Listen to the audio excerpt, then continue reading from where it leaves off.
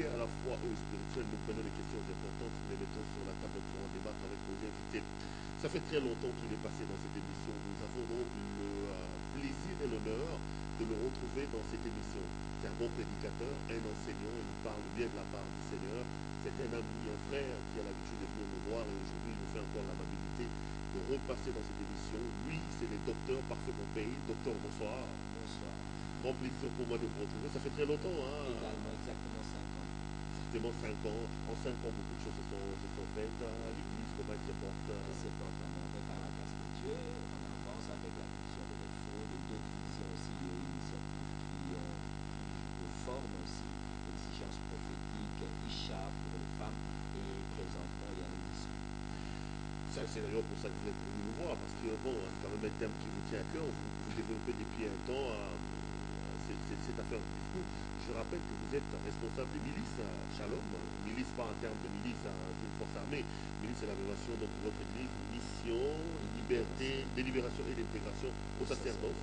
Une église qu'on retrouve à Massina. À Massina avec des extensions en dehors de la ville, mais aussi dans la ville. Non, mais la maison mère, c'est vous qui C'est le à connaissez, c'est Massina, à Massina. à Mapela. Ça m'appelle exactement. Moi, j'ai toujours été tenté un peu par les pasteurs qui vont implanter les églises à Tchalomou, à Mjili, tout ça.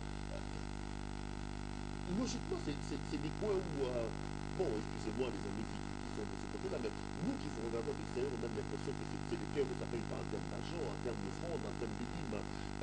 Quelle est cette tendance à vouloir aller faire une église à Tchalomou particulièrement? Vous avez grandi là-bas, c'est Dieu qui vous en a parlé? Merci beaucoup. En fait, la question redéfinit en fait le problème de l'église. L'église, c'est l'église du Seigneur. Et on ne peut pas l'implanter là où le Seigneur ne trouve pas le besoin. C'est possible que le Seigneur, à un certain moment, ne trouve pas le besoin d'avoir une église dans un certain coin. Je parle de Paul à Bithynie, il voulait aller implanter une église, le Seigneur lui dit non, ce n'est pas encore le moment. Donc, d'abord, il y a le besoin du Seigneur, mais deuxièmement, à la fois, vous mettez sur la table le vrai problème. On ne fait pas une église comme pour avoir de l'argent. D'ailleurs, tous nos documents, c'est une association sans but lucratif. Comme l'église, on draine quand même des milliers d'argent. Il y a de la victime, il y a les offrandes, il y a des dons. Ça, on ne peut pas refuser. Pour permettre le fonctionnement de l'église, ça veut dire la propagation de l'évangile, l'enseignement du peuple de Dieu, et dans la mesure du possible, accompagner ce peuple-là à un niveau mieux élevé, à un mieux-être. Mais si ce peuple-là, pour avoir un mieux-être, doit avoir quelque part un bas-être, si vous pouvez me le permettre, et de là où vous voyez, pour dire qu'ici ça paye, il y avait déjà un travail en amont qui avait été fait, et que maintenant, ceux qui sont dans le coin que je pourrais citer, profitent. Maintenant, si on ne travaille pas à Tchangu, comment demain, et au-delà de cela, Tchangu est un coin avec une plus grande démographie, mais ça me donne l'idée de comprendre que c'est la Chine d'il y a 50 ans. Mais si on travaille, il y a un bon idéal qui est annoncé avec des leaders compétents. Mais demain, ce sera réellement le poumon, et à la fois économique, de la ville, mais aussi du pays. Vous, personnellement, vous êtes docteur, enseignant de la parole. Vous êtes scandalisé que aujourd'hui dans le monde, aujourd'hui au Congo, que les hommes de Dieu, que nous voyons les choses sous cet angle-là. C'est une église business, c'est une église où il faut avoir de la structuration pour sa maturation, où l'église est pratiquement devenue comme une sorte d'entreprise. À la fois très mal, mais à la fois nous comprenons le vrai travail qui a été fait par l'ennemi, mais aussi le vrai travail qui doit être fait par les vrais serviteurs de Dieu. Parce qu'en fait, la réalité de notre comportement, c'est le fruit d'un enseignement qui a été donné. Quand vous allez dans la Bible, dans les livres des psaumes, vous verrez quelque part dans le psaume 74, il est dit, il a établi pour signe ces signes. Pour déjouer la marche de l'Église, le diable a renversé, il y a inversion de valeur. Et ce regard-là ne pourra jamais permettre l'avancement, que ce soit pas seulement de l'Église, mais aussi de la nation. Je peux prendre un exemple facile. Quand toute la jeunesse veut partir en dehors de ce pays, mais c'est parce qu'il y a eu un enseignement qui lui a dit que la vie, l'Eldorado, c'est ailleurs. Mais ailleurs, c'est du takeaway, du prêt-à-porter. C'est parce qu'il a été cuisiné par d'autres personnes, par une génération. Dans le pays ne permettent pas à cette jeunesse-là d'émerger. On peut également prendre ça comme un argument.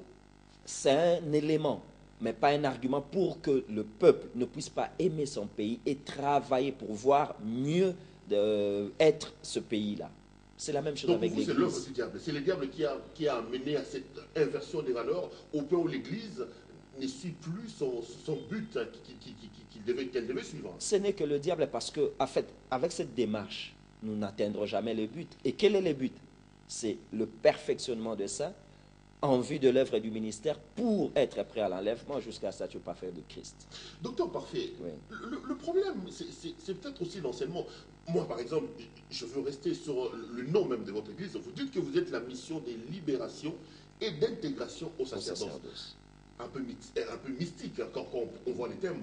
On sait que les églises, c'est Bethesda, c'est Bethel, c'est aussi simple. Oui. Est-ce que ce n'est pas dans la complication des choses que ces genres de bévues arrivent, par exemple? Lorsque vous parlez des sacerdoces aujourd'hui, on sait par exemple que les sacerdoces, c'est une forêt qui regorge un peu de tout. Oui. Les gens amènent le sel, ils disent que c'est les sacerdoces. Les gens amènent les draps, ils disent que c'est les sacerdoces. Est-ce que vous-même aussi, vous ne vous retrouvez pas dans le même filet où vous voulez compliquer les choses et ça nous amène ces genres de bévues, par exemple? Merci beaucoup. Je ne crois pas que le sacerdoce soit un gros mot. Mais comme je l'ai dit quelque part, le problème n'a jamais été les vocabulaires, ce sont les définitions. Qu'est-ce que les gens pensent du mot sacerdoce? Qu'est-ce que les gens pensent du mot, par exemple, sacrificature, initiation? Ce sont juste des vocabulaires, mais ce sont les définitions qui doivent donner corps à ce genre de vocables qu'on utilise. Non, mais vous en convenez avec moi que sacerdoce aujourd'hui, c'est quand même un vocable que les gens utilisent de manière assez rocambolesque, on donne ça des définitions, tout ce qui est mystique, tout ce qui ne s'explique pas, on dit que c'est les sacerdoces. Ce que je déplore, c'est que à la fois, quand on vient dans les Seigneurs, certaines personnes laissent leur cerveau dehors. Avant que le pasteur ne définisse, ne donne une orientation à un vocable. Le vocable est français. Consultez les dictionnaires. On ne discute pas avec la parole de Dieu, c'est vous qui nous le dites. Non, c'est pas la parole de Dieu. Croyez à ça sans avoir vu, ne réfléchissez pas, c'est pas la parole de Dieu. Le sacerdoce ou la sacrificature ou la prêtrise, ce sont juste des synonymes, ou simplement le ministère. C'est seulement rendre service. Et le moyen par lequel on rend service par excellence, c'est le moyen de la parole de Dieu. C'est ce que Pierre dit. Que les diacres s'attachent à leurs tâches administratives, organisationnelles, logistiques, pour que les apôtres restent seulement au ministère de la parole et la prière.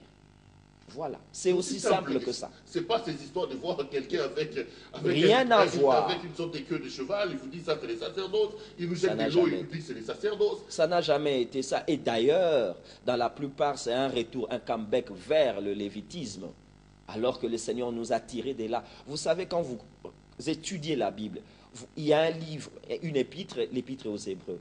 Elle a été écrite pourquoi? Parce que le juif qui venait au Seigneur dans la grâce, qui croyait à la foi, avait l'habitude, par nostalgie, de garder un peu la loi de Moïse. Alors, l'Épître aux Hébreux a été écrite pour montrer la perfection, l'élévation, la grandeur de la grâce au-delà de sacerdoce dont vous parlez, dans le sens là, l'huile, l'eau, les vêtements, la perfection au-delà de tout ça. C'est la grâce, la parole de Dieu. Aussi simple que ça. Aussi simple que ça. Moi, je suis oint par Dieu, je le crois et je peux le déclarer. Mais sur ma tête, vous ne voyez pas l'huile d'olive. Parce que dès lors que je me laverai, elle me quitterait. Mais l'onction que j'ai, elle demeure en moi. C'était des images pour présenter les choses à venir. Mais quand le parfait vient, il faut que le partiel laisse la place. Mais je suis aussi d'accord que des fois, quand on ne sait pas nager, on tombe dans l'eau, on peut s'agripper même sur une feuille d'arbre.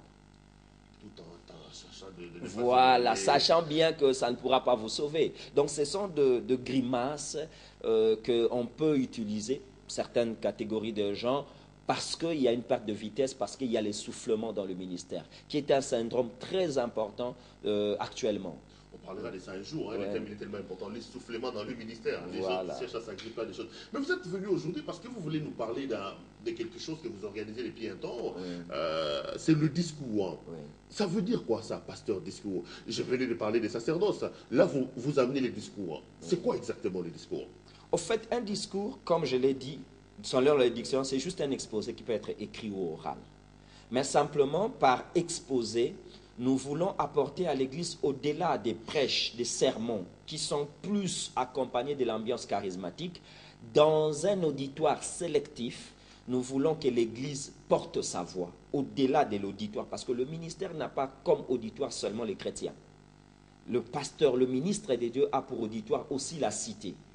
Et à la cité, on ne peut pas prêcher avec ambiance pour dire aux gens, dites Amen. Non, c'est un exposé à la fois scientifique, intellectuel, mais pour établir les vérités fondamentales de la pensée du Seigneur. Dans la Bible, nous voyons Paul devant l'aéropage, ça veut dire à l'Athènes. Mais Paul devant les Athéniens à l'aéropage. C'est différent entre Paul dans un cercle de juifs, dans une synagogue. Il doit avoir un discours cohérent qui répond à la fois à l'intelligence, mais aussi à la volonté révélée de Dieu. Cette forme-là est un peu négligée. C'est ainsi que nous, aujourd'hui, il y a une qualité à déplorer dans l'enseignement aujourd'hui dans l'Église. On ne sait que motiver les gens, mais pas établir. Je peux vous donner un exemple facile. 1 plus 1 est égal à 2. C'est aussi simple que ça, mais l'instituteur qui nous l'a montré n'a jamais parlé avec un ton d'enranger la foule. Il l'a répété simplement, 1 plus 1 est égal à 2. Une banane plus une banane font 2 bananes. Et c'est resté. Toute la vie alors. Toute la vie. Pour que nous ayons une église forte, il faut l'enseignement. Et l'enseignement exige de fois un certain temps calme pour établir les choses aussi vraies. Je peux vous donner une petite indiscrétion. Il y a des fois des gens, il peut prêcher 50 minutes, mais en résumé, il n'a dit que 7 minutes, les choses essentielles. Le reste, c'est crier. Crier, commenter, mais le fait. C'est ainsi que le message creux en produit aujourd'hui des chrétiens faibles. C'est pourquoi nous voulons qu'il y ait aussi des discours. Nonobstant, bien sûr, les prédications, l'ambiance charismatique dont nous avons besoin, la foi, la puissance, mais le discours pour établir des choses, permettre à l'Église de ne pas tituber, de ne pas être toujours dans la confusion. Parce que j'ai comme l'impression que là, c'est plutôt une dose intellectuelle que vous amenez à l'évangile. Est-ce que l'évangile a besoin d'être accompagné par le Saint-Esprit, par l'onction des dieux? Qu'est-ce que l'intellectualisme, qu'est-ce que la science vient faire dans cette affaire? Merci. Avant de répondre, je rappellerai aux gens simplement que dans la Bible, il y a 2 grands acteurs importants. Il y a Paul et Moïse. C'était des érudits. Mais Dieu a beaucoup aimé Pierre. Et Pierre a aimé. Mais son état de pécheur ne lui a pas permis de comprendre même la Sainte Seine où lui-même a participé. C'est Paul qui explique très bien la Sainte Seine. C'est que l'intelligence... La science a une importance pour accompagner la foi. C'est un support important, incontournable, car la Bible dit, à votre foi, ajoutez la science. Non mais, pasteur, oui. Ça va à l'encontre de tout ce que nous avons appris. La Bible, on ne les lit pas selon notre intelligence. La Bible, on ne la comprend pas selon notre science. La Bible, c'est le Saint-Esprit, c'est la parole de Dieu révélée. Nous avons besoin du Saint-Esprit, point barre. Nous n'avons pas besoin d'aller chercher les dictionnaires, d'aller chercher un texte scientifique, d'appeler à notre intelligence pour comprendre ce qui est écrit dans la Bible. La Bible, c'est une révélation. La foi, la chrétienté, c'est une question de révélation, une question de vie entre un homme et son Seigneur. Qu'est-ce que vous voulez me dire exactement? Acceptez d'abord de reconnaître que la Bible qu'on utilise est écrite par un scientifique, le docteur Louis Ségon, docteur en théologie, pas de ministère comme moi. Deuxièmement, vous savez, ce genre d'affirmation, c'est un moyen de dire que le Saint-Esprit n'est pas Dieu. Parce que s'il est Dieu, il est omniscient. L'omniscient, cela veut dire qu'il transcende toutes les sciences et il peut les utiliser. Comment Jésus dira, si tu veux faire une guerre, fais d'abord l'état des lieux, et si tu trouves que tu n'es pas fort, engage alors la négociation diplomatique. Mais c'est la science. Le plus grand scientifique de tous, c'est Jésus-Christ. Comment moi qui suis son adepte, son disciple, je peux être illettré à ce point-là? Non. L'omniscient, ses enfants doivent être des scients ou des savants. Mais pasteur, un tel discours excluait beaucoup d'enfants des dieux, par exemple, beaucoup des pasteurs. Je suis chez moi à Kabulangoma, par exemple, je suis chez moi à Chikapa, je suis chez moi à Bongandanga, je suis chez moi à Chilenge, où l'école n'est pas complètement arrivée, où je suis chasseur, mais entendre un tel discours, c'est un discours exclusiviste. Moi, j'ai l'impression que vous excluez une branche des personnes, des croyants, qui n'ont pas accès à la science, mais qui ne croient qu'en Jésus. Il y a 2 manières de répondre à votre question. La première, c'est que ce que vous appelez, quand je prends les gens qui sont, par exemple, vers Ngidinga là-bas, Kimvula, il n'y a pas d'école pour apprendre le français, mais ils sont intelligents. C'est ça le rôle du pasteur, du ministre, qui est un animateur de développement aussi. C'est de prendre ces notions importantes, scientifiques, le rendre aussi simple pour la vie ordinaire, courante de gens. Mais je parle Ça, d'un pasteur qui est là-bas, qui n'a aucune notion des sciences, qui n'a pas les discours, qui ne sait pas rédiger telles que des phrases avec introduction, développement et ça, c'est la conclusion. première approche. Maintenant, la deuxième approche. Dans une société, il faut admettre qu'il y a une élite. Et il y a une manière de parler à l'élite pour que l'élite conduise la masse. Je n'ai pas besoin, par exemple, d'être expert en électronique pour utiliser mon smartphone. Il m'a été seulement montré, tu appuies ici, tu peux faire un appel, tu peux mettre ceci, cela. Mais l'élite, c'est celui qui a conçu. Il faut que dans ces stratifications-là, l'Église puisse vivre. Vous savez, il arrive deux fois que nous perdions à ces jours beaucoup de nos têtes pensantes parce qu'on s'est dit, comme si le discours qui est aujourd'hui à l'Église, c'est un discours qui avilit les gens, qui abrutit les gens. Non. Nous avons en nous le monopole de la science. La Bible dit il faut que par l'Église, les autorités, les dominations, même les anges, apprennent la sagesse infiniment variée des dieux. Nous en sommes dépositaires, mais que faisons-nous de cette sagesse? C'est seulement d'encourager celui qui veut aller vendre que non, il fera de bénéfices. Mais si on ne lui donne pas la science, il restera juste un marchand à la sauvette, il ne deviendra pas industriel. Ce n'est pas le rôle de l'Église, tout ça. Hein. Le rôle de l'Église, c'est de préparer les gens à aller à la rencontre du Seigneur. Hein. L'Église, ce n'est pas un coaching de management. L'Église, ce n'est pas un coaching d'entrepreneuriat. L'Église, c'est la préparation, vous l'avez dit, préparer l'épouse à la rencontre de son époux. Cette dose-là de la science que vous voulez amener, je ne trouve pas sa place au sein de l'Église et je ne vois pas sa mission au sein de l'Église. Mais moi, je suis réconforté par la Bible. Quand Mardochée dit à Esther, par exemple, va te présenter devant le roi pour plaider, n'est-ce pas une démarche peut-être parlementaire, n'est-ce pas une démarche peut-être judiciaire, n'est-ce pas une démarche peut-être juridique? Non, ne trouvez pas des raccourcis, ne vous racolez pas des plaider. Mais qui peut plaider? C'est aussi plaider? simple, c'est aussi naturel. Qui peut que ça. plaider? Vous voulez dire quoi? Que Ruth avait un diplôme de droit pour... Esther. Qu'est-ce que j'ai dit? Esther avait un diplôme de droit? Non pas un diplôme de droit, mais avait une position où il a utilisé alors cette sagesse divine pour aller plaider une situation. Ça, c'est juste un exemple. Donc, pour dire simplement, pour aller au ciel, il faut être préparé. Mais les défis auxquels nous, à ces jours, nous sommes confrontés, nous exigent aussi d'être préparés, aiguisés, éveillés. Car les dons du Seigneur, c'est comme si vous me disiez, n'utilisez pas les dons du Seigneur, vous irez au ciel. N'utilisez pas le don de guérison. Mais avant le ciel, il y a des malades. J'ai besoin du don de guérison. Avant le ciel, mais nous avons des défis. Je vous donne un exemple, j'en ai parlé dans les discours. Nous avons aujourd'hui beaucoup de fléaux. Il y a certains mouvements qui connaissent aujourd'hui une certaine émergence, surtout le mouvement noir. J'épinglerai cela pour dire ceci. Mais quelle est leur force?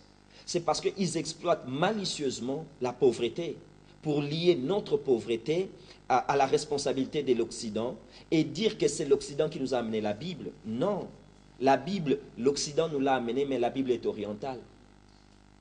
Donc, il y a deux fois certaines situations qui ne sont pas bien définies par le peuple de Dieu parce qu'il y a une crise d'intelligence par rapport à notre confrontation. Nous sommes un corps en face des autres entités. Nous avons besoin de plusieurs fronts. Même dans l'armée de David, il y avait des archers, il y avait ceux qui tiraient le javelot, mais il y avait tout un bataillon appelé les fils d'Issachar. Ça veut dire qui avait l'intelligence de temps pour savoir ce qu'Israël devait faire. Ah, donc voilà. Le discours, c'est plutôt dans la branche des fils d'Issachar. Oui, c'est dans la continuité de cette dimension dans l'Église. Ça, c'est très important. Là, vous avez quand même raison, c'est un peu dans cette dose où... le discours peut intéresser une certaine catégorie qui n'est pas accessible à nos églises, par exemple.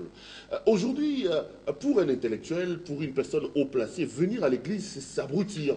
On a l'impression que c'est des bizarreries, c'est des gamineries, recevoir, tomber. Mais une telle approche peut peut-être aller toucher ces gens-là. C'est comme ça que j'ai dit, j'ai l'impression que c'est aussi dans un domaine sélectif. C'est vraiment orienté vers une certaine classe, une certaine catégorie de personnes. Oui, à la fois. Et j'ai l'habitude aussi de fois de dire que quand on voit grand, de fois on voit flou. Quand on voit petit, on voit précis. Tout embrasser à la fois, de fois, c'est ce qui fait qu'on n'émerge pas. On n'avance pas d'une manière significative. Il faut étudier. Je vous donne un exemple simple. Je vois à ces jours dans l'église l'occultisme. Les pasteurs en raffolent d'ailleurs. Hein? Dans les deux sens. Il y a les serviteurs de Dieu qui plongent dans ces choses pour avoir la gloire, le succès. Mais il y a aussi l'occultisme qui nous dame les pions, qui prennent souvent nos intellectuels. Parce que rarement, il y a les illettrés ou le moins instruit qui vont dans ces choses-là. Parce que l'homme aime les mystères.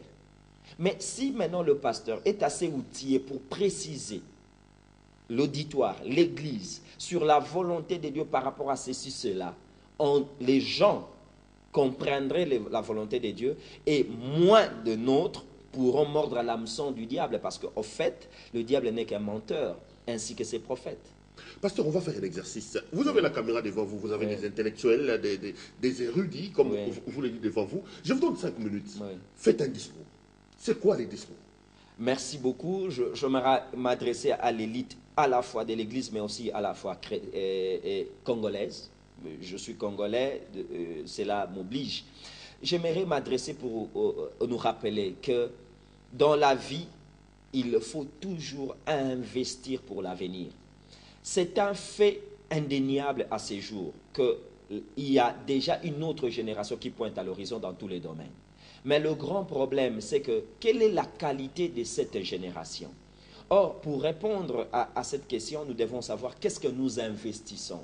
Qu'est-ce que nous donnons comme enseignement, comme idéal pour que cette génération, en prenant la relève, puisse relever plus que ce que nous avons fait, ça veut dire les défis. Et ça, cela nous ramène à la plus grande responsabilité de toute personne qui croit avoir reçu Jésus. C'est avoir l'amour de voir meilleur que soi là où il était. Et pour que maintenant cela amène l'Église plus loin, amène le pays plus loin, il est important d'avertir notre génération que nous sommes jeunes, aînés ou cadets sur ce que moi j'appellerais les défis importants. Connaître les défis, c'est mieux, mais être équipé pour relever ces défis, c'est ça le souci que j'aimerais partager avec vous. Nous voulons que demain, nos jeunes, nos enfants soient compétitifs. Compétitifs par rapport aux autres nations en ce qui concerne notre pays, mais l'Église par rapport aux autres courants, aux autres religions. Mais pour qu'ils soient compétitifs, quel enseignement donnons-nous? Quelle formation donnons-nous? J'aimerais attirer votre attention sur ces deux pièges. Ne faites pas la promotion sans formation et n'exploitez pas la génération inutilement. Et à vous aussi qui vous considérez comme jeunes, sachez-le que la promotion n'est que la conséquence d'une bonne formation. Ne soyez pas pressés dans le ministère, dans la vie, parce que vous pourriez tomber dans le piège, car dans ce monde, c'est un combat acharné qui est un combat aussi d'intelligence. Mais aussi, ne vous faites pas exploiter parce que vous avez un avenir. Ne trafiquez pas votre destinée par rapport aux intérêts présents. Investissons pour l'avenir, mais surtout par rapport à la qualité. Vous savez, il y a un homme puissant qui a dit, je vais citer Nicolas Machiavel qui a dit, la guerre, les règles et les institutions qui la concernent doivent être le sujet du prince. Je vous considère comme prince, tenez compte de cela. Travaillez, étudiez, instruisez-vous par rapport à la guerre que nous avons. Nous avons une guerre doctrinale par rapport à l'Église, mais nous avons une guerre prophétique. Travaillons pour que là où moi je m'arrête, celui qui prendra le flambeau soit meilleur que moi, plus fort que moi. Ainsi je me reposerai en paix, sachant que l'Église continue, sachant que les pays aussi continuent. Pasteur, vous avez parlé pendant 4 minutes. Oui. J'ai eu l'impression que c'était le professeur Bochab, le professeur Njoli, le professeur Mbata qui parlaient. La dose pastorale. J'ai vraiment l'impression qu'on est dans une conférence scientifique. C'est que j'ai atteint l'objectif du discours. En fait, le discours doit embrasser et à la fois l'auditoire chrétien, mais aussi l'auditoire socio-économique là où est implantée l'Église. Parce que l'Église ne peut pas vivre en marge de la société. Parce que ça, même moi je peux le faire. Il suffit de lire des ouvrages, il suffit. Ouais. Est-ce qu'on ne risque pas de confondre la moralité, la science avec la spiritualité, par exemple? Est-ce que là, vous n'êtes pas dans la peau d'un moralisateur, dans la peau de quelqu'un qui apporte la morale plutôt que quelqu'un qui apporte la parole de Dieu? Merci beaucoup. La morale est incluse dans la parole de Dieu, mais la parole de Dieu dépasse la morale pour insister alors sur le besoin de la repentance. Parce que pour obéir à ce que je viens de dire, cela exige d'abord une repentance. Quand les cœurs ne sont pas convertis, comment on travaillera pour le bien de la communauté? Vous savez, chaque entité aujourd'hui souffre de 3 problèmes réels, que ce soit le pays ou l'Église. Le premier problème, c'est les cœurs. Le deuxième, ce sont les lois. Le troisième vrai problème qui nous dérange aussi, c'est qu'il n'y a pas une autorité régulatrice de nos actes. Les cœurs, les lois et une autorité régulatrice. Et l'autorité régulatrice de la nation, c'est l'Église.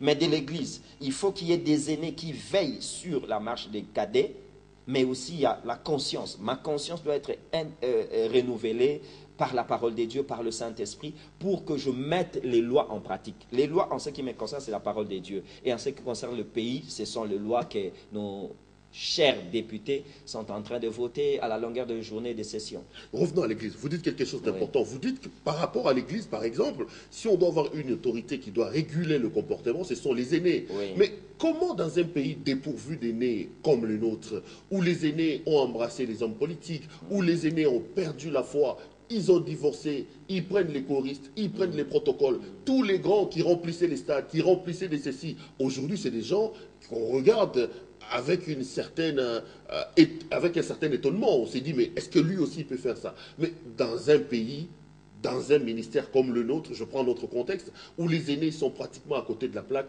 comment faire pour trouver quelqu'un qui peut réguler ce genre de choses? Est-ce que l'Église est déjà à la perdition au regard de ce que vous dites? L'Église ne sera jamais dans la perdition, mais acceptez quand même, je corrige néanmoins votre question. Il ne manque pas d'aînés, mais simplement les aînés les plus en vue, peut-être, sont tombés dans ce piège-là. Ah, vous pensez que dans ce pays, il y a encore des aînés sur lesquels on peut se référer, des gens compétents qui craignent encore les seigneurs, qui ont gardé la foi? Et qui ont le mandat de la part du Seigneur d'aider les jeunes. J'aimerais bien trouver, moi ça fait 15 ans que je vous fréquente, la plupart des entre guillemets aînés que j'ai vus, que je connais, j'insiste, les plus en vue, il y en a beaucoup. Quand Dieu rencontre Paul sur la route de Damas, il lui dit, entre dans la ville, il y a un certain Ananias. Ananias n'était pas parmi les 12. Ça c'est important. Il y a toujours un reste. Là, c'est un appel important. Bien-aimé, ne sois pas pressé de te soumettre à un ministère parce qu'il passe à la télé, parce qu'il fait des actions spectaculaires, parce qu'il draine de foule. Prie le Seigneur te montrera vers qui tu peux t'approcher. D'ailleurs, tu as déjà ton père spirituel, ton pasteur, qui est d'office celui qui doit t'encadrer.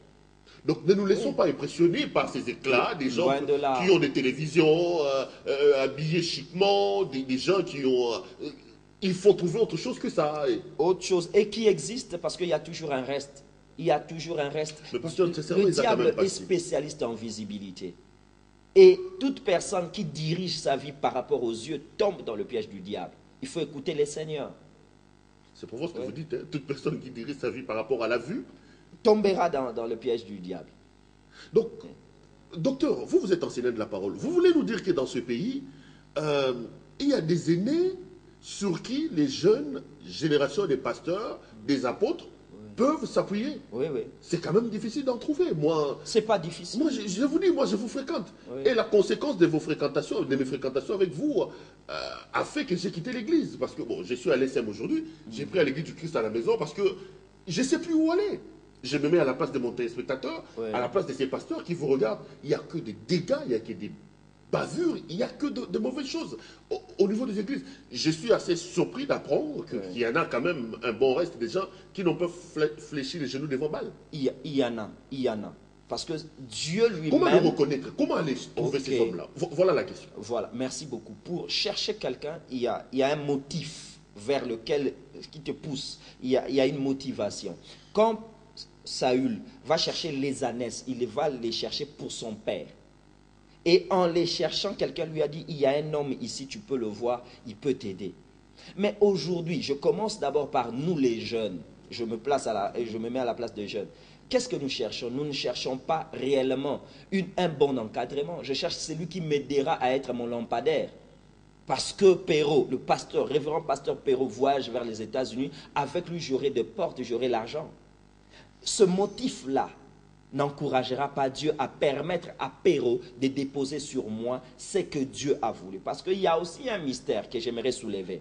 C'est que même si moi, je craignais Dieu, j'étais correct, mais je ne peux te donner que s'il m'a été au préalable, avant ta présentation vers moi, de la part des dieux de quelque chose. Si je n'ai rien pour toi, je n'ai rien à te donner. Je n'ai rien compris.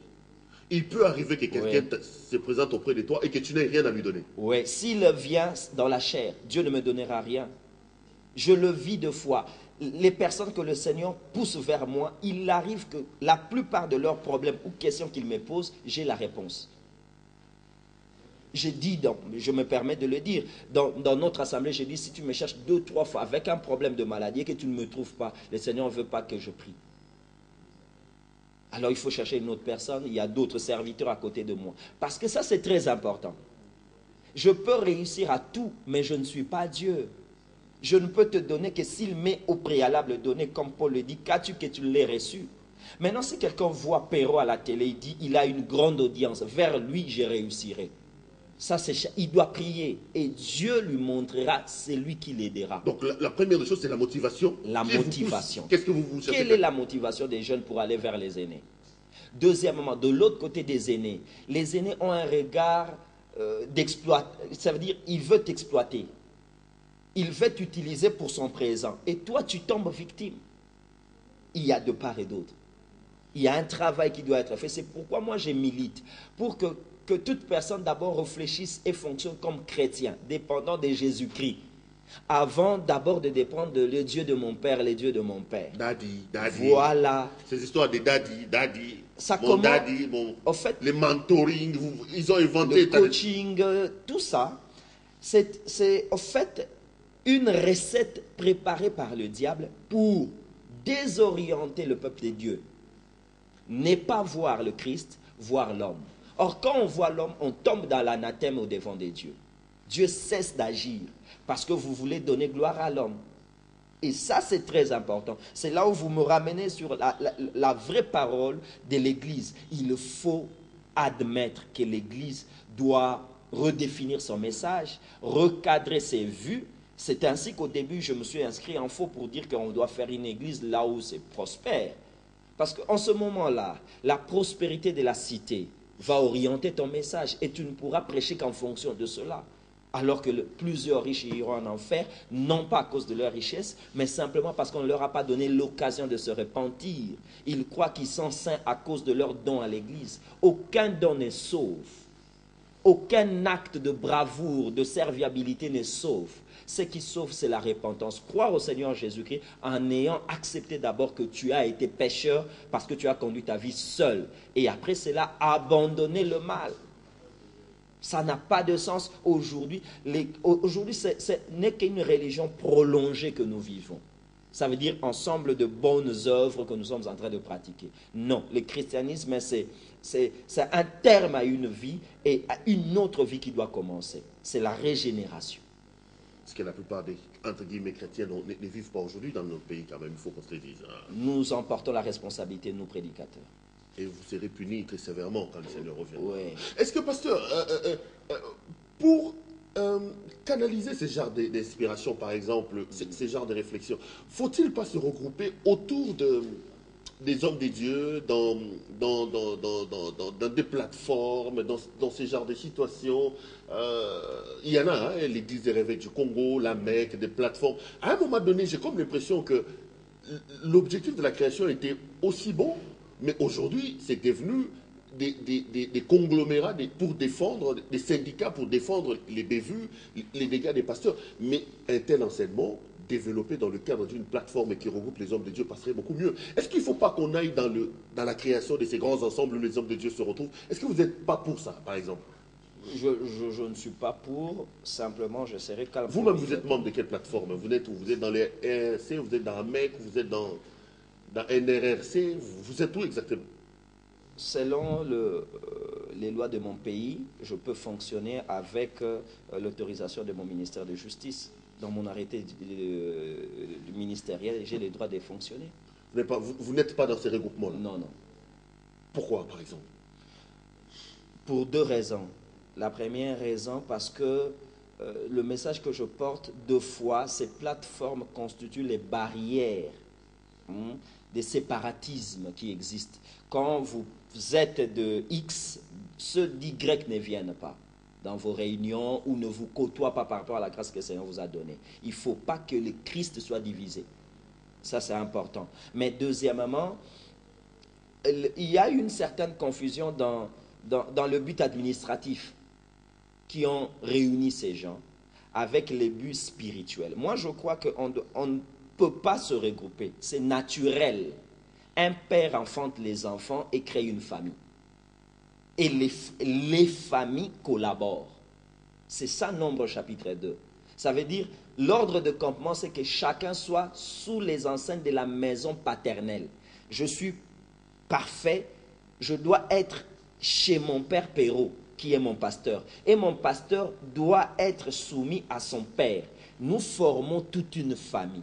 Mais les grâces ne peuvent pas souffrir de ces séparations et de ces différences. Quand quelqu'un a une grâce, a un message, il faut qu'il soit propagé à tous. Parce que quand vous dites ça, vous ne voyez pas que vous êtes en train d'indexer le courant non traditionnel. Alors qu'il y a des chrétiens dans les CC, oui. Il y a des chrétiens dans l'église catholique. Il y a des chrétiens. Maintenant, comme si Jésus devenait une propriété pour les églises dites de réveil. Non. Nous devons être réellement un dans les seigneurs, sans ces barrières-là, mais promouvoir la vérité aussi. La vérité. Mais un petit point que je soulèverai, c'est que le leadership ne doit pas se construire par rapport à l'âge ministériel des gens, ni à leur renommée, même plus par rapport au mandat. C'est-à-dire on peut voir un jeune oui, de 17 ans, de 18 ans qui a commencé, mais qui a un mandat. S'il a le mandat de nous conduire, soumettons-nous tous parce qu'il en a l'autorité. Je donne un exemple facile. Jacob arrive en Égypte, il trouve son fils Joseph qui lui dit, Dieu m'a établi Seigneur en Égypte et père de Pharaon. Père de Pharaon, dans Genèse 45. C'est-à-dire, on peut avoir un père qui n'est pas cette ancienneté que d'autres ont, ou ce ministère grand que les autres revendiquent, mais il a le mandat au travers de son cœur et de son message. Parce que ce sont les deux éléments par lesquels on peut reconnaître réellement la dimension d'un serviteur de Dieu, son cœur et son message. Son message s'adresse aux chrétiens, son message s'adresse au corps du Christ, et a-t-il le cœur de supporter, de porter le fardeau de ce message? Si quelqu'un s'élève aujourd'hui avec un message pour l'église corps du Christ de Kinshasa, du Congo, et il a ce cœur-là de nous supporter, nous tous, nous nous rangerons derrière lui. Voilà ce que moi je peux prôner. On me signale à l'oreille, pasteur, qu'on tombe petit à petit vers la fin de cette émission. Vous avez ouvert aussi un autre pan du discours sur lequel je voudrais qu'on s'attarde un peu. C'est la question, en vous entendant parler, j'ai senti à moi ces soucis, ces besoins de la préparation de l'avenir. Oui. Et dans le discours, vous le résumez si bien, vous dites « à toi de régner ». Est-ce que c'est Christ qui doit régner, ou quand vous dites « à toi de régner », vous voyez plutôt les humains, les hommes, les générations futures? Je vois les hommes parce qu'ils ont la responsabilité de gérer le règne de Christ. Nous avons ce règne en nous. Non, ce que vous dites est quand même important. Les hommes ont la responsabilité de gérer le règne du Christ. Je ne comprends pas. Je suis pasteur. Un exemple assez terre à terre. Je suis pasteur. Pourquoi les fidèles m'obéissent? C'est le règne de Christ que j'ai reçu. Maintenant, si en m'obéissant, je commençais à les induire en erreur, j'utilise ce règne à bon escient, non, je suis en train de désorienter les gens. Donc, toute position d'autorité qu'on peut bénéficier dans le corps du Christ, c'est une portion du règne du Seigneur que nous sommes en train d'exercer. Et si nous ne sommes pas prêts, nous allons mal le diriger, le gérer, et l'Église ne pourra pas relever plusieurs défis. Je ne dirais pas que l'Église va se perdre parce que le Seigneur lui-même en est à la fois l'auteur, le grand directeur, il ne permettra pas cela. Mais c'est très important. À toi qui régneras, c'est une interpellation. Comment tu dois utiliser la portion d'autorité que le Seigneur par sa grâce t'a donnée. Le problème, je l'ai dit dans le discours, ce n'est pas le savoir, mais la qualité du savant. Les grands exploits ne sont pas faits par les plus hauts gradés, mais par les soldats braves. Nous voulons qu'il y ait des braves. indépendamment de leur galon sur les épaules, qu'ils soient braves, que le Congolais soit brave, que le Quinois soit brave, que le chrétien soit brave, indépendamment de son titre ministériel ou de la position qu'il peut occuper dans une assemblée. Ça, c'est très important. Naaman est guéri, pourquoi? Parce qu'il y avait juste une captive. Peut-être dans son église, elle était à l'écodyme, mais qui savait dire au général, si tu vas dans mon pays, mon pasteur te guérira parce qu'il a la vraie parole. Ça, elle a été brave. Nous voulons qu'il y ait des braves. Nous ne voulons pas cette course pas des grands prêtres, des l'onction qui est sur moi, je suis archipape, si un grand prêtre, je souhaiterais qu'il fasse descendre le feu. C'est ce que nous voulons. Nous sommes là à côté d'un Abel. Nous voulons que l'Abel offre et que l'offrande soit agréée. C'est ça l'important. Vous savez, Jésus a mal parce que son roseau dans nos assemblées montre plus les païens sensibilisés que des païens convertis. Il sait payer sa dîme, il connaît son dad, il porte même sa photo sur son cou, mais il ne connaît pas Christ et ne sait pas défendre Christ par rapport à ceux qui diraient peut-être qu'il doit être complété par un prophète dans sa course. Voilà. C'est extrêmement important. Donc, à toi qui régneras, c'est cette interpellation sur la manière dont il faut travailler, dont il faut vivre, lorsque le Seigneur vous amène à un certain niveau. À un certain niveau. Et ça, c'est important. Ça vous rend d'ailleurs plus grand que si vous vous servez vous-même. Parce que n'oubliez pas, c'est lui qui est grand aujourd'hui. Pour qu'on continue de parler de lui, il faut que ceux qui le succéderont soient aussi grands. Mais s'il fait de piètres successeurs, il aura du mal. Ecclésiaste 4 dit ceci, j'ai vu l'enfant qui devait succéder au roi être entouré par tout le monde. Le peuple au-dessus duquel il régnait n'avait pas de faim. Ça veut dire qu'on a mieux préparé le dauphin, le poulain, les successeurs. On doit se reposer en paix parce qu'on s'est dit il fera mieux que moi. Pasteur, on est arrivé à la fin de cette émission. Nous sommes dans une période électorale. La campagne électorale commence, tout ça. Ce sont les élections. Les chrétiens vous regardent. À toi qui régneras, un message par rapport à toutes ces personnes qui veulent compétir pour des postes. Je rappelle quand même ici qu'on partira de la présidence jusqu'aux élections provinciales. Qu'est-ce qu'ils doivent faire lorsqu'ils arriveront à ces niveaux-là, selon la révélation des dieux? Et deuxième chose, aux électeurs. À moi qui suis à Tchangou, à Bandal et partout, qu'est-ce que je dois faire pour que ces messieurs-là que j'amène à régner, règnent comme il faut? Merci beaucoup. À toi qui régneras par rapport aux échéances électorales, je dirais simplement que pose-toi la question, es-tu compétitif réellement par rapport aux défis qui t'attendent? Ce n'est qu'en relevant les défis que tu entreras dans l'histoire.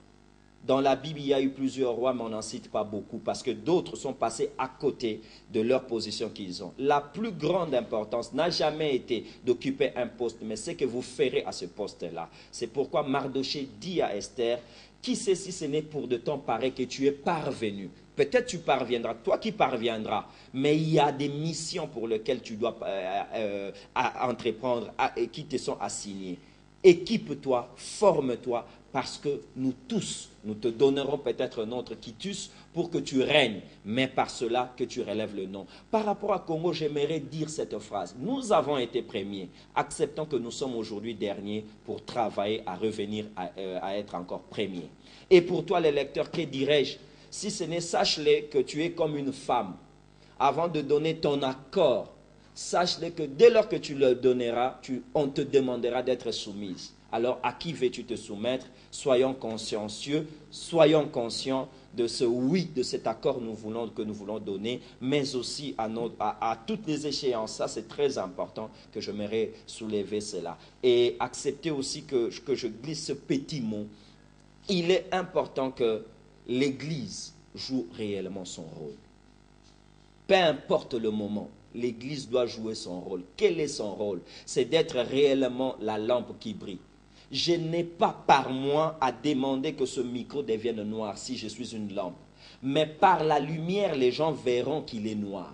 Que l'Église éclaire sans brouiller les yeux des gens pour que ceux qui voient clairement. On ne regarde pas la lumière, on ne la fixe pas, elle peut vous aveugler. On n'a pas à regarder l'Église, mais l'Église doit permettre aux gens de regarder la société, de regarder l'actualité pour mieux l'interpréter et avoir ce que nous appelons une attitude conséquente. C'est très profond ce que vous dites, pasteur. Dieu ne vous a pas révélé qui sera le prochain président? Non, mais Dieu ne m'a pas révélé, mais ma voix, je peux dire à qui je la donnerai. Je peux, vous me le permettez? Non, je la donnerai à celui qui jurera sur la tête de sa mère et de ses enfants qu'il fera tout pour ce pays. Le discours est là, bientôt disponible sur notre chaîne YouTube. Et merci beaucoup pour la belle émission que nous venons de faire. Mais pour quelqu'un qui veut rentrer en contact avec vous, le numéro c'est... Les 081 811 62 64. Pour ceux qui sont à l'extérieur, il y a d'abord notre préfixe, plus 243. 81 81 16 264. 81 81 16 264. Donc vous appelez, vous tombez immédiatement sur le docteur Parfait. Vous pouvez poser des questions, vous pouvez on peut vous disponibiliser les discours, tout ça. Docteur, merci d'être venu. J'espère que vous ne reviendrez plus après 5 ans quand même. Non, pas après 5 ans, on viendra parce que c'est important. C'est important. Quand on entend dans la ville, par exemple, les gens dire que Jésus n'a pas fini sa course et que quelqu'un d'autre devait continuer. C'est important. Troisième Adam, on parle de troisième Adam. Bon, il ne faut pas confondre deux fois les thèmes qui attirent pour que les gens viennent écouter. Il faut d'abord écouter. Je déplore aussi accepter, on est chrétien, on doit le dire. Je déplore ceux qui se sont inscrits en faux. Moi aussi, je le suis par rapport aux déclarations de l'IFOCO, mais qui ont menti en le contredisant. Il ne faut pas mentir. On ne peut pas établir la vérité sur base de mensonges, parce qu'il y a eu des postes que lui-même a démenti, ce n'est pas son église. Deuxièmement, il est important de contredire quelqu'un d'une manière minutieuse. Pas par des déclarations sur les réseaux sociaux, il a mal dit. Non, il faut démontrer parce que ça encouragerait les gens à mieux comprendre la fausseté de ce qu'il a dit. Christ, point barre, pas Abraham qui terminerait la course de Christ. Il remplit tout en tous, il est tout en tous, il a réuni l'Israël et l'Église. En dehors de lui, il n'y a plus rien parce que c'est lui qui est Dieu des cieux sur la terre. Il est tout, il n'y a qu'un seul nom qui a été donné dans les cieux, sur la terre et sous la terre. Il a fini sa mission, il reviendra pour nous prendre. Tous ceux qui servent en son nom sont ses serviteurs, mais ceux qui disent autre chose, ce sont auto-exclus, le langage des politiciens dans son corps. Jésus reste Seigneur, il est notre Sauveur, il a versé son sang, il n'y a plus rien à ajouter, point barre. Merci beaucoup, pasteur. Vous voulez voir les docteurs parfaits? Partez donc à Mapela, route Bekatef. L'avenue c'est... Talou 67. Talou 67. Merci d'être venu nous voir. Merci. Salut les docteurs David Baya. Bolingi Tchang, Biluna Yaza Kota Kingasani, Ngasu 58. Ngasu 58. Ngasu 50. Pour tous les amis de Convaille. Merci beaucoup, docteur, d'être venu nous voir. Merci. Madame, Monsieur, cette émission est complètement terminée. Grand merci à vous de nous avoir suivis. Si vous voulez entrer en contact avec le docteur Parfait Bompey, il vous a donné son numéro, il vous a donné l'adresse de son église. Faites un tour là-bas et vous serez donc largement bénis. Je vous retrouve la semaine prochaine. Grand merci à l'équipe technique qui a fait un travail remarquable pour me permettre d'entrer en contact avec vous. Je pense à mes deux jumeaux, Dodo et Kabongo, petit Nangaï, Nazara, Nabango. Tongo Basibala Mugaki pour nous permettre de faire cette émission. Un autre brave nous a aidé, Olivier Vandebo. Olivier Vandebo, merci à toi également. Guylain Looking a été au montage et à la réalisation. Hubert Chipoukan à la supervision. Et notre ami Ibuta nous a aidé au montage. Je vous retrouve donc la semaine prochaine à la même heure et sur la même chaîne. Bonsoir et grand merci à vous de nous avoir suivis. Docteur, merci d'être venu nous voir. Merci beaucoup. Merci beaucoup.